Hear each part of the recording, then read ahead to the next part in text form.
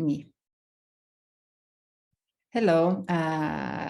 Today we are running webinar to open a little bit subjects about dealing with digital art, copyrights and taxations. And from Kanvas side, we are talking about how to protect your digital artworks in online marketplaces.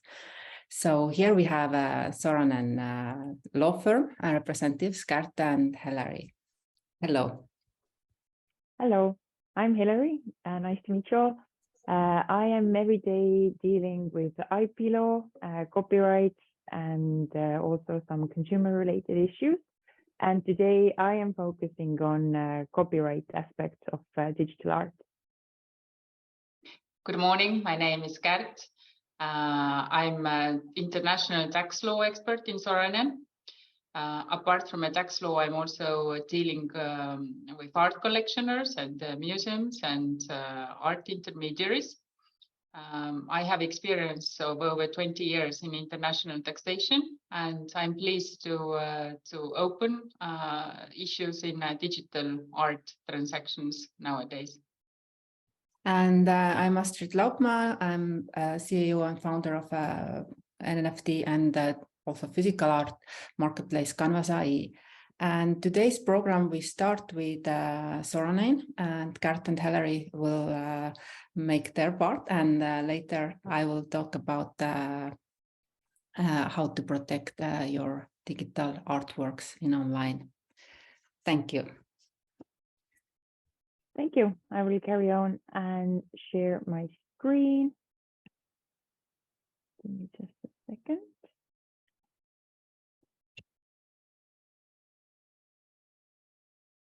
So is it on? Yeah, all good. So thank you for the introduction. As I already advertised, okay. I am going to start with the copyright aspect. And before I move on to this, maybe just broadly some words about what we think of when we talk about digital art and why is this topic even important, so to say. So I think we have all noticed from the media that generally digital art has becoming more popular and more accessible, remembering people's artwork of NFT sold for 69 million. So obviously, like as you can see, the transactions are taking really big scale. But unfortunately, the regulation side of it is not very well implemented yet, or even fully developed, and there is a lot of confusion around this. So that is why this issue is important currently. And what we think of when we talk about digital art, it's any artwork that uses digital technology, such as software or computer, as part of the creation or presentation process. And this includes also NFT art, which is the art that is the digitalized artwork, basically, that has been tokenized onto a blockchain. Which in itself is not a piece of art, but it contains original art within. So that is what I'm going to talk about today. Firstly, just a really brief introduction onto the topic, what is copyright, and then how it is regulated. So mainly giving you an overview about the differences of assignment and licensing of copyright. Then I am going to talk about the copyright in digital art. So what are the main aspects to pay attention to, and maybe what are the biggest myths around digital art and the transactions with NFTs. And then really briefly, I'm going to touch upon the role of terms and conditions on different platforms where you can trade NFTs or digital art. Moving on to the basics. What is copyright? Copyright is essentially a collection of personal and proprietary rights owned by the author when a piece of work is created. And the object of the copyrights, or what the copyrights are meant to protect, are any original creations in the field of literary, artistic, and scientific work that is produced in some sort of an objective form that can later be reproduced directly or through technical means. So what I mean by that is that, for example, ideas are not copyright protected because they cannot be reproduced or produced in an objective form, as well as news are not copyright protected usually because they represent just facts, not necessarily like original creation of a work. So that would be the example. Now, the duration of the copyright, as a general rule, it's the lifetime of the author and plus 70 years after his or her death. So, for example, Mona Lisa is now in public domain because Da Vinci has passed away for a long time now. But just a side note that integrity and authorship of the protected work is protected indefinitely. So I still cannot claim that Mona Lisa as an original art piece is, for example, made by me. Now, one thing about copyrights is that they don't have to be registered. They are created whenever the original piece of art or a piece of work is created. So there is no this formal process in order to get the protection. And another thing which can be or cannot be for today's topic relevant is all the related or neighboring rights of the copyrights, which is granted to protect the interests of the performers, producers of phonograms, etc., to protect their creative effort into some work that has been created, maybe based on already protected copyright protected work. So also the acts of singers or the actors, etc. This is also protected, which can be an issue when you think of, for example, an NFT, a piece that contains of maybe a recording of a previous song or etc. So it can also arise these questions. Now, what is the content of the copyright? So what can I basically do when I own a copyright work or when I have created such things? So it depends on a legal system, how exactly these rights are separated. But in continental Europe, at least, really roughly, it can be said that there are economic rights and moral rights of a copyrighted work or to an author. So economic rights, I'm not going to read out all of these that I have written here. This is now based on the Estonian Copyright Act. But basically, economic rights refer to all the copyrights or the rights that protect my propriety aspect of a work. So my right to, as an author's right to derive financial reward from that, and yeah, got this type of gain. Whereas moral rights are more to do with preserving my integrity and authorship of the work. So so to make sure that I can assert my authorship, but also to make sure that no one is modifying my work in a way that is not agreeable to me, etc. And with this division of rights, however exactly then they are divided in different legal frameworks, is that economic rights can be assigned and licensed. To assign copyrights means that I can basically give them away entirely. So to a person who I gave them, they can basically do whatever they wish with in terms of all the economic rights, because they now own them. Whereas to license these rights means to give the right to use the copyrighted work in a more limited way. So I have to say the conditions, how exactly you can use the work, etc. So it's a more limited use of a copyrighted work, and more rights can only be licensed. So that's already an area where the difference comes in, and why it is important to know the difference. And I'm going to touch upon it later, even a bit more, why is it important to keep it in mind when you make some sort of transactions or when you sell your copy protected work? But just to give you a brief overview, that there is this division and they act a bit differently in terms of legal framework. So now moving on to the aspects to consider when deciding on assignment or licensing of copyright. So, and this is now, I would say, universal to all the copyright system or artwork copyrights in general, so not necessarily only for digital art. So these are the things I would say that are just useful to keep in mind, whether you're the artist who have created the work or whether you are the purchaser of the copyright protected art. These are the aspects that should be regulated or at least thought about. So first is the extent, and that's what there I already touched upon a bit, but basically to decide whether to assign or license, if it can be even done, because as I just said, more rights cannot be assigned. But basically, how big is the extent you even want to regulate the copyrights of protected work?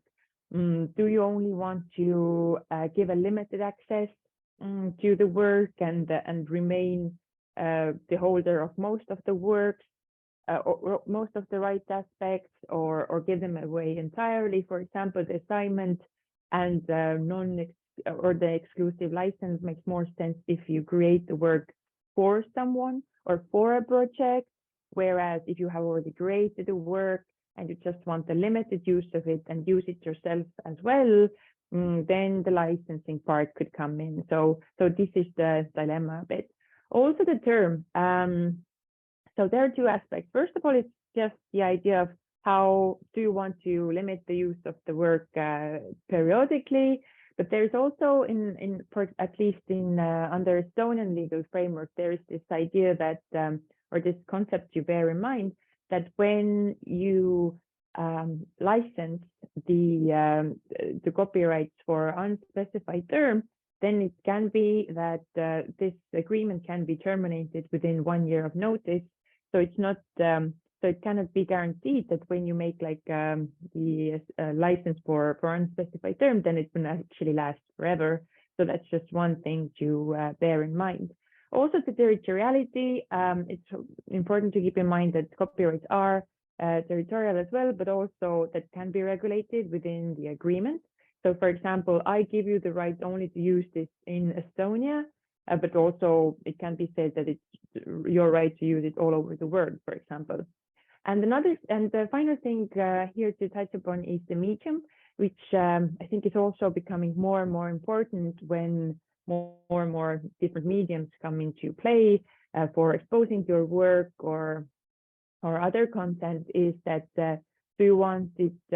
Is it to be used only, for example, in one platform, or is it to be used all over the internet, or maybe only in one specific gallery? So these are the mediums to consider that should be also maybe agreed before you make the transaction or any agreement, actually. So now the copyright in digital art, and this includes the NFT art, as I mentioned before. I think the general rule, maybe just to make things easier, is that copyright applies as it does to every other artwork, to the artwork inside NFT as well. So whatever original pieces the NFT consists of, then they have the same regulation to them as any other art piece or any other work of art. So basically all the rules that I now mentioned about the economic and moral rights, how to regulate them, this applies as well. Now, what is the myth, sort of, or I can see like this is a bit unregulated as well, but just to bear in mind is that sometimes what people think when they buy NFT art, for example, is that they will also get the license for the art piece. So meaning that that now they own the original work as well, and they can, for example, modify it or use it as their own property. But this is not the case. The NFT usually, and I will touch upon it later, why in that sense it is important to pay attention to the terms and conditions or purchase terms for NFT, is that they don't, if in order to get the right to the copyrights of the original work within the NFT, you have to regulate copyright separately.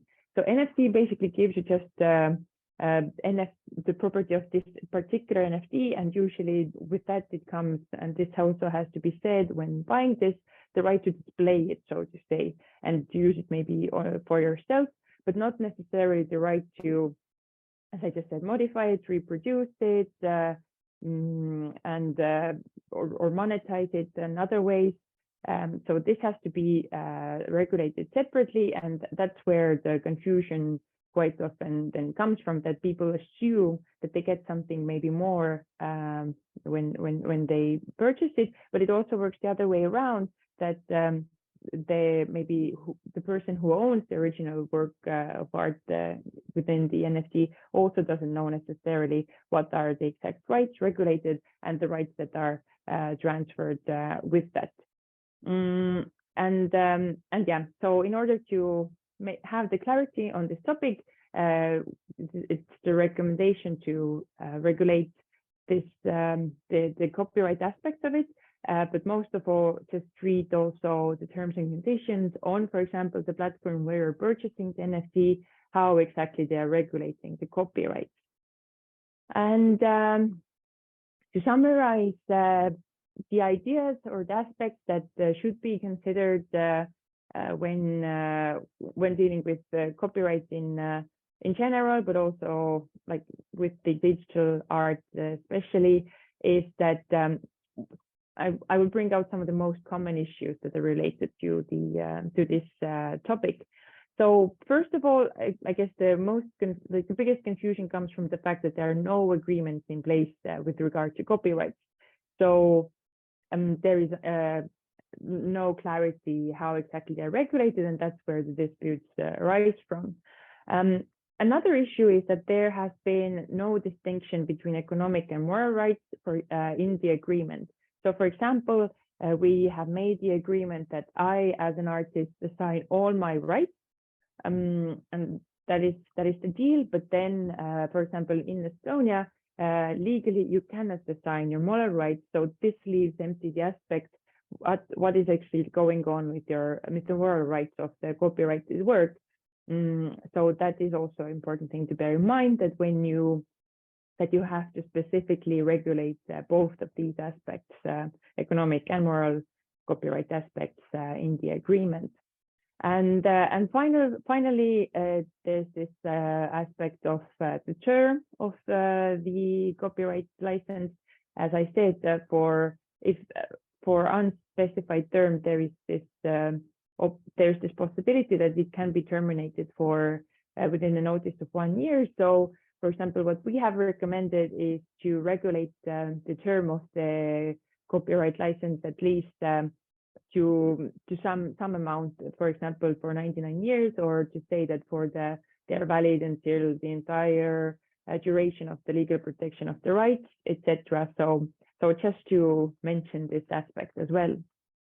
And just briefly about the role of terms and conditions. As I already mentioned, this is something that really gives you the idea of how exactly the NFT on a certain platform is going to work, or what the rights are that you will get or will give away.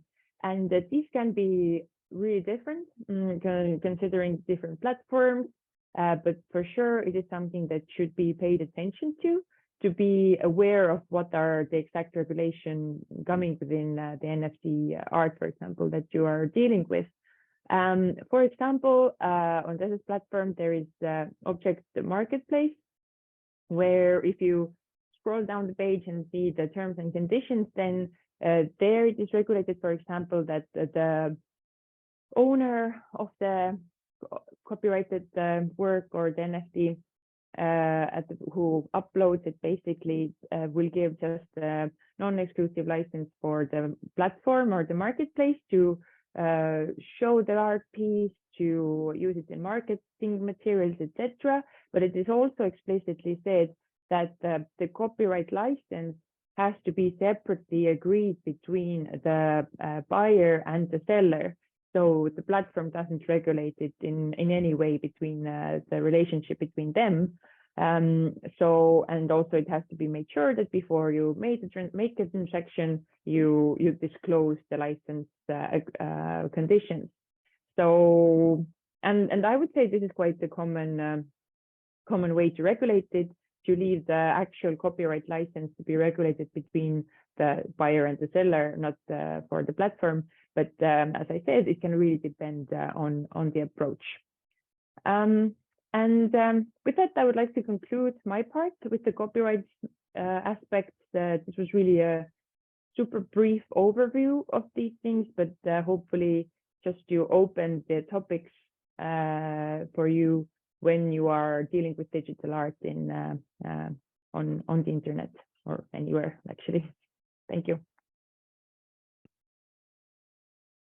Thank you, Hilary. Let me see. Now, who's, I think Gart will take from here. Yes, I will take from here. Thank you very much, Hilary, and thank you very much, Astrid. Hilary, I will kindly ask you when to switch the slides as we agreed. So from a taxation point of view, it is also important to keep in mind that what is digital art and if it can be considered as art under existing tax rules. My presentation will be based on Estonian law and also international tax law rules. But don't worry, because if you are dealing from EU, then especially VAT rules and also some income tax rules are quite unified. So you can base your knowledge on my presentation. And also presentation is very high level, so I'm not going to go into deep details in this presentation. So more or less you can get understanding how the taxation of digital art is working, even if you are not Estonian customer or Estonian platform. So today we are talking about which taxes apply if we are dealing in art or digital art. And two of the taxes which you need to consider as an artist, as a platform intermediary, or as a customer is income tax and value-added tax, VAT. And there is a difference in income tax and value-added tax depending if you are dealing in original works of art or digital art. I am mentioning it because very often I have seen in practice that people dealing in digital art do not know this distinction, and they are basing their transactions on rules which are regulating actually transactions in original works of art, and this can lead to some legal issues afterwards. Then we are going through shortly sales within EU and outside of EU and taxation of license fees. So thank you, Hilary, if you can change the slide. To begin with, I can admit that to tax art is an art.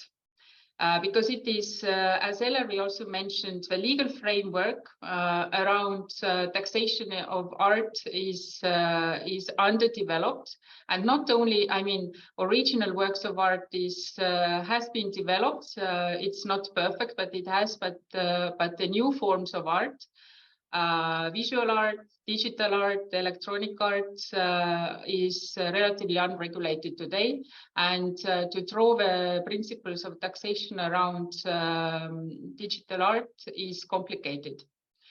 The basic rules applying to works of art is that the sale of works of art in personal possession is tax exempt under rules of sale of movable property in Estonia. So if you are selling a painting from your wall, then it is not subject to income tax.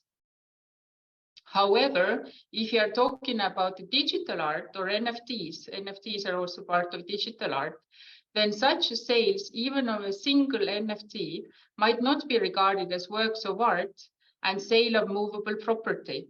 Our Estonian tax administration is on a position at the moment that NFT sales are not tax exempt. It's not regarded as a movable property, but it is regarded as a sale of asset and subject of regular income tax rates. This position is highly disputable, but we don't have this dispute yet. So if you will sell NFT, please consider seeking legal help before that, or consult the tax board, because it might or might not fall under income tax. And Estonian tax authorities have reflected the position that if an individual sells and purchases NFTs with a purpose to earn profit, then proceeds from a sale will be considered as income earned from a sale of property. So everything comes down to your intent at the time of sale, if your intent is to earn profit, or is it just unintended single sales. Could we go to the next slide, please?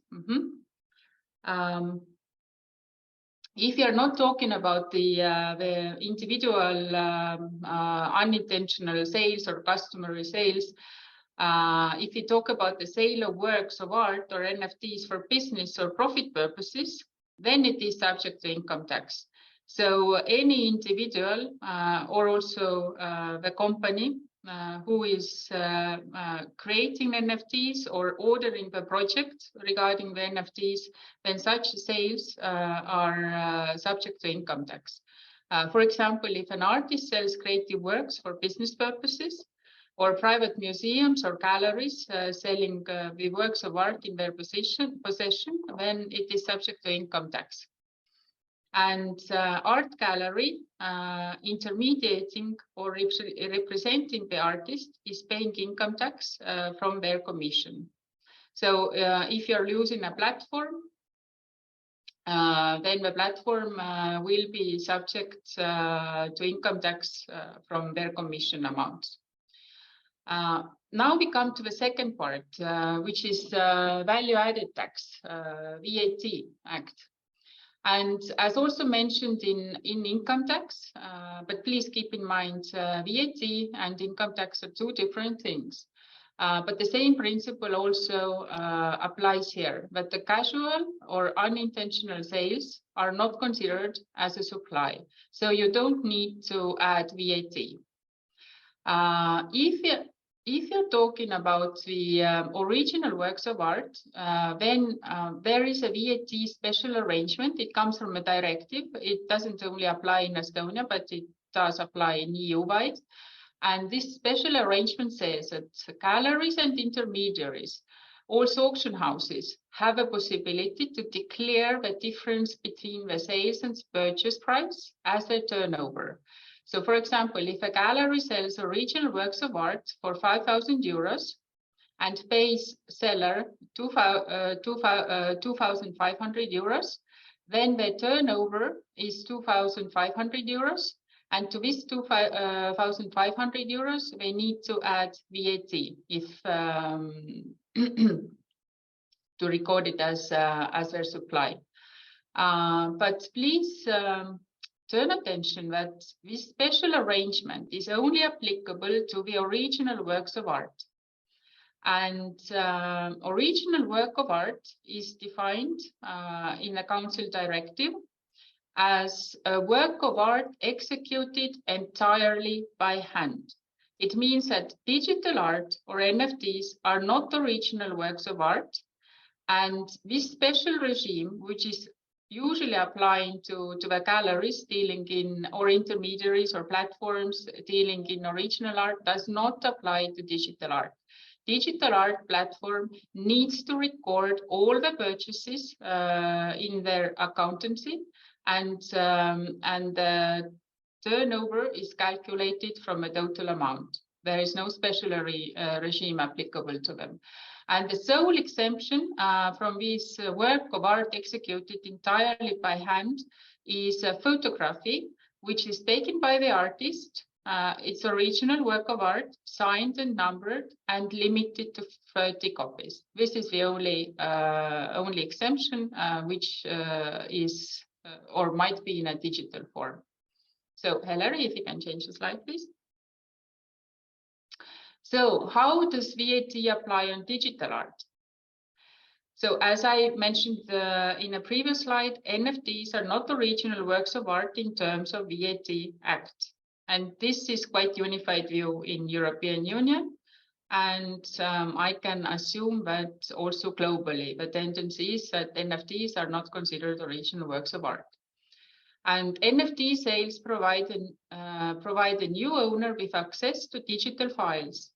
And this is corresponding to EU definition of an electronic service. So if you trade in NFTs, then you are not trading or dealing in art, you are actually dealing in electronic services. And sale on NFTs is therefore subject to VAT in the EU member states. So if you are selling NFTs, you have to add VAT. Marketplaces or dealers or individuals or companies selling NFT shall analyze the obligation to register for VAT purposes and charge the customers with VAT. For example, in Estonia, if you would deal with NFT, which is considered as services in electronic services, then if you reach the turnover 40,000, you have an obligation to register yourself for a VAT purposes. So if you are selling under this turnover, you don't have an obligation. But if your sales are exceeding this turnover, you have an obligation to register for VAT purposes. And the same applies also to artists creating and selling NFTs. It's not only for galleries or the platforms, it's also applicable to individuals. They need to make themselves for individual entrepreneurs and declare the turnover, which is exceeding 40,000 euros per annum. And intra-community sales, it means that if you are selling within European Union, you have to keep in mind that it is important to know where is the place of supply of electronic service. And if your customer is a physical person or non-VAT registered customer, for example, museum, let's say so, then the place of the supply of this electronic service is not Estonia, but the place of supply is a place where this customer is located. And this rule applies if your sales exceed 10,000 euros in a calendar year. So let's say, for example, that if you're selling NFT, which is considered as electronic service, to Germany, and your sales are exceeding 10,000 euros, and your purchases are mostly individuals and not VAT registered companies, then you need to register yourself as a VAT payer in Germany. And there is a possibility to register in OS special regime. This is something that the tax board can explain to you or any advisor. So this is like one platform when you can register, and they are responsible in dividing the VAT payments between different countries. It has to be, it has to be analyzed if you can register there. From Estonian perspective, it should be possible, but it is also something where the approach of the tax authorities is not unified at the moment. But if you sell NFTs to third country persons who are not engaged in business, then the place of supply will be the place of a customer. And the seller should consider its obligation to register for VAT or sales tax purposes in a respective country. What it means that, for example, if you are selling NFTs to US, which is a third country, then you are not supplying the services in EU. You can sell the services without VAT, but you might become liable to register for sales tax purposes in US. And since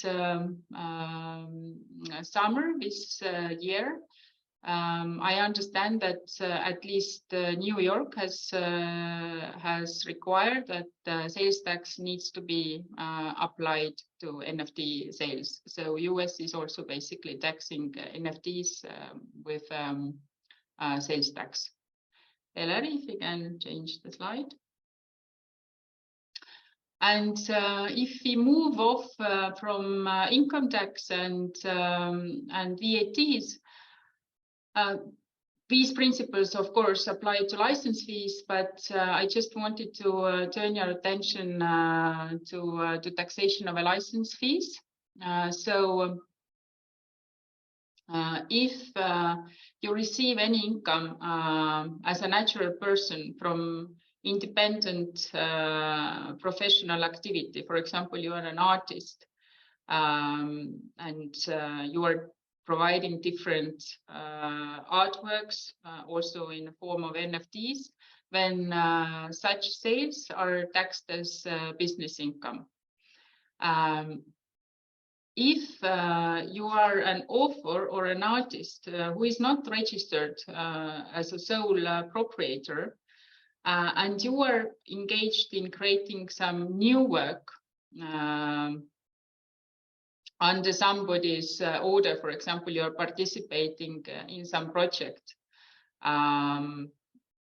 which is ordered by some company, then actually all the remuneration what you get from this work will be taxed as income from contract for services. And it means that this company who is ordering from you any kind of creative work has to pay your social tax and withhold income tax on any payments what are made to you. And Estonian tax authorities are also on a position that if a natural person is receiving a fee from the resale of a created NFT, then this is considered as an author's fee and shall be declared in a tax declaration as a license fee. This is very same, like Hilary said in her presentation, that, for example, you have these economic rights or also moral rights, what you can license out. So very often NFT platforms are paying the fees on any subsequent sales of NFTs. And such amounts received from these payers have to be declared in a personal income tax declaration, and they are subjected to 20% income tax in Estonia. So we are done with my presentation. Just keep in mind that always seek legal or tax advice before you engage in any serious amount of transactions. And hope that our presentation was useful to you. Thank you. Thank you, Kärt and Hilary. It was really informative walkthrough and very important information that we should know, all of us who work in digital space with a digital art or buying digital art. So I would take from here, and I will talk a little bit about what's the other risks and why we need all these legal protections, and to be aware what's happening there in the digital space. As I said, internet is a very public space. It's even more public than the physical space, actually. because once you put something out there, the information will stay and you lose kind of control over it. You can delete it, but there still will be some tracks, or somebody already downloaded your file or image or picture, and you can't really control that. When in the physical world, with the physical artworks, you can just there's one piece and it moves around, and it's much less public. So, but what's happening and why this subject is important today? As we can see, the online market is expanding, and it started during the COVID time because all the businesses and also the artists and everybody had to learn how to navigate in the new reality when the physical world is locked down. So everything started to move very fast to the online. And also the online art sales went up 20% and then still keep on going up. And of course, the NFT boom came. So there's a lot of happening in the digital world. And with NFTs, more and more artists got independent and started to sell their art without broker or without galleries in between, because that's what blockchain gives you, this opportunities and tools. So we all run to the online space, start to upload our works. It seems like amazing and so easy, visible for all the world. So all these kind of positive things. But there are some big risks and things to be aware.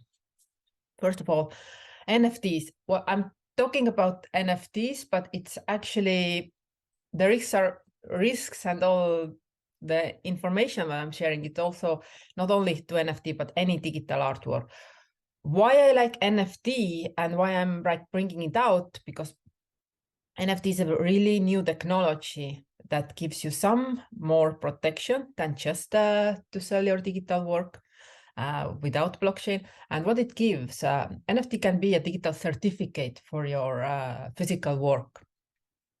Okay, let me tell very shortly what is NFT. NFT is a technology where you can take a piece of information and put it in the blockchain, meaning that once you have minted NFT or created NFT, or there's many different terms to say it, this information is stuck and no one can't change, can't delete it. And once you sell your NFT, even you can't do these things anymore. So it's there. It's there, and it's not editable. Only the price is something that you can edit.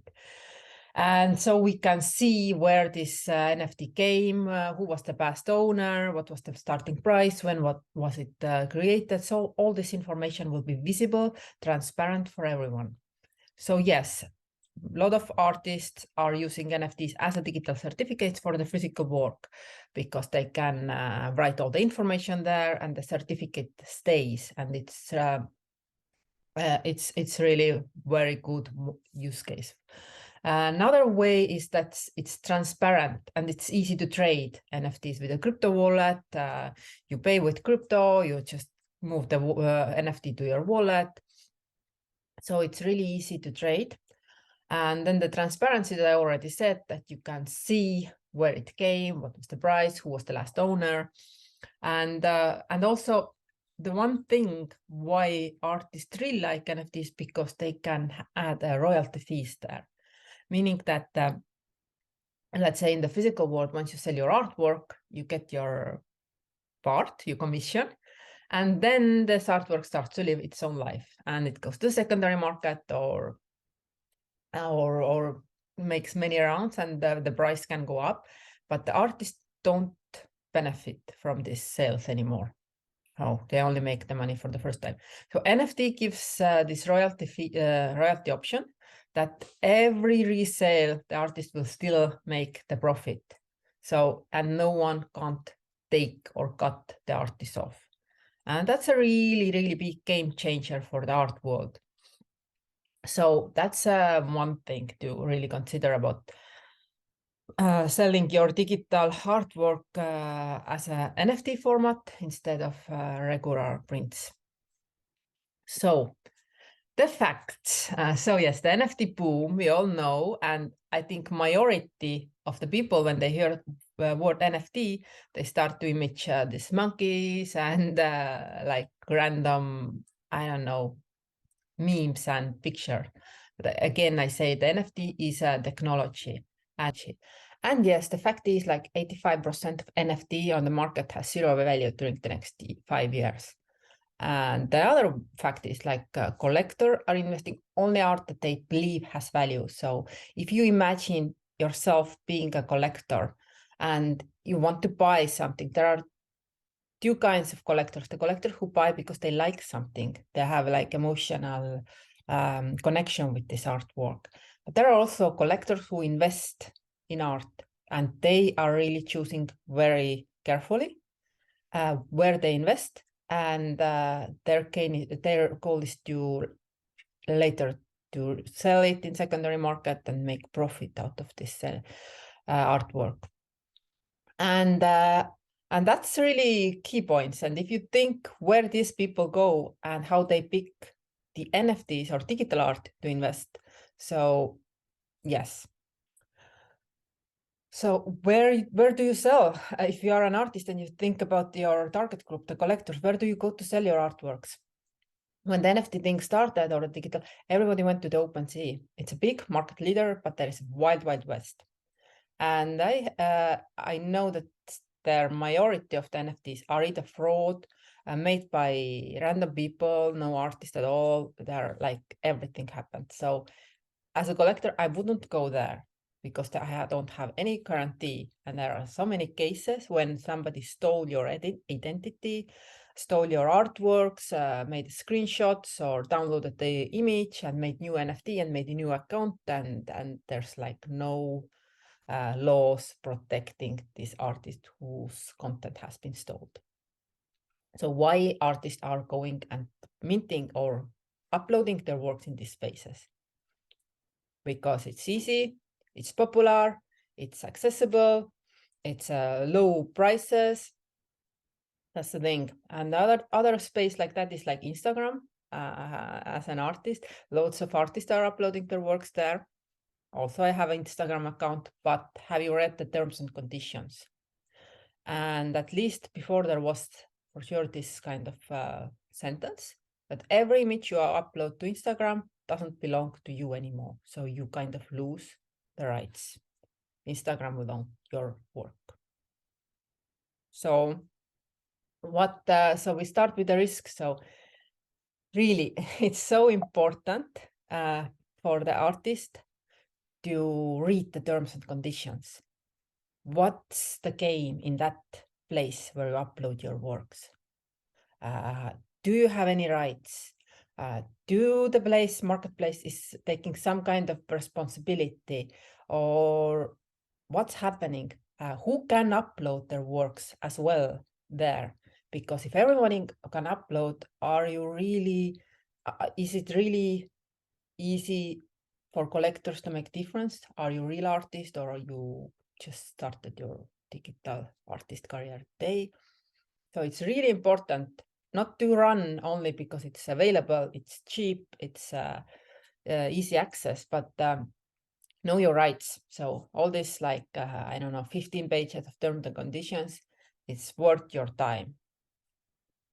And then you make your decision, because once you put something out there, it's out there and it's not so easy to get it back.